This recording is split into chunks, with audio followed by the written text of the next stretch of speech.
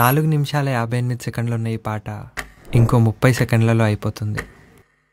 అయినా 56 అక్షరాలున్న నా తెలుగు భాషలో కనీసం 2 పదాలు కూడా మాట్లాడలేకపోయాను. హాయ్. హే ఖుష్బూ, आओ. ఫైన్. ఖుష్బూ నిజమే అనుకుంటా.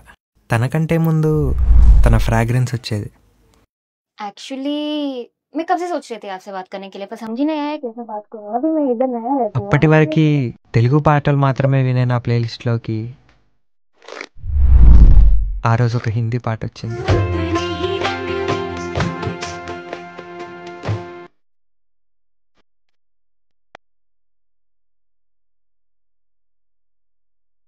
ఓయ్ ఆ కంగారులో తెలుగు రాదు, హిందీ నయాత తప్ప ఇంకేం రాదు నాకు.